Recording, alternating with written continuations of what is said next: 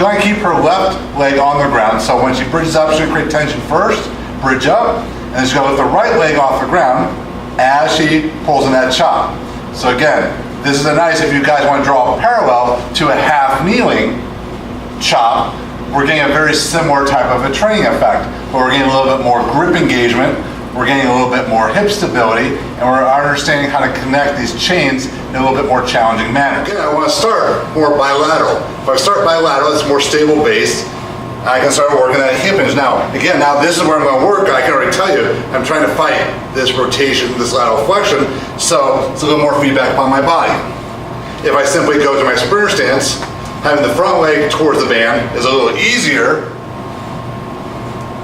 than having the rear leg, because I don't have that support. I have to push harder through that back foot, still create that same tension in the exercise.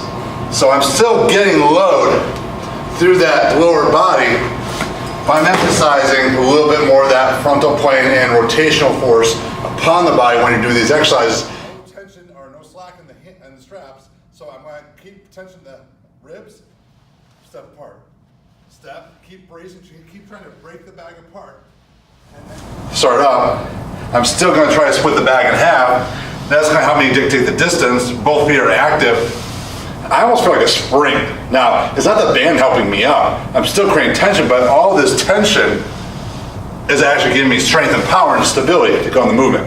If I turn and go rear slide, the really nice thing about using this for the rear slide is if people are having a hard time keeping their pelvis in good alignment, this will give them a lot of the feedback to do so. This will also probably shorten the range of motion, so if you have people that tend to have a hard time creating or stabilizing the range of motion, this will help.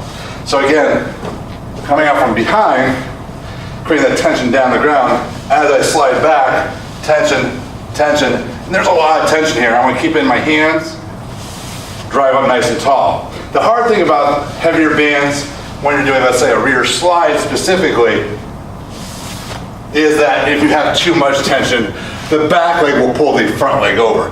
That's why I said start with mild tension, but this is a great way to help people correct the position of the pelvis.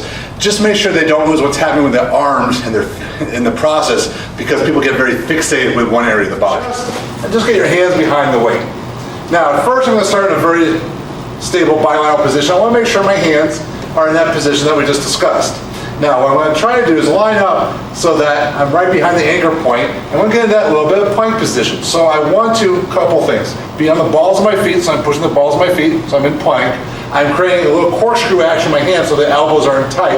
Notice how my elbows are not flaring out. Now what I'm going to do is I'm going to bring the weight down to one side. See how my elbows come in, I got tension against the bag, and drive out. As I drive out, see how my body comes forward into sort of that extended plank. So I'm creating that more core tension as I'm creating that tension out. Now, if you want to, you come a little more forward, and I'll get a little bit more over the crown of my head. I'll have a little more control of my lower body, which actually helps me get that range of motion, so eventually, I can actually get the weight overhead very comfortably for most people. And they'll find that because they're getting ground tension up the body, that they actually get better shoulder mobility, and they're getting feedback upon the strap. Conversely, I can make the weight a little bit more challenging just by changing my body position again.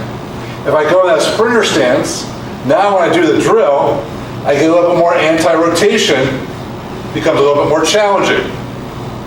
If I come down to half kneeling, now I have a lot more challenge in resisting that frontal plane. I'm going to have to readjust a little bit to the strap here, coming back and forth. Thinking about pushing through the feet up, and creating that core tension through my body. This is actually a better way to teach people how to create that tension on the ground up. Now when you do this afterwards, you're going to find that the mobility in people actually improves because the stability you've just taught to integrate through the core and the hips.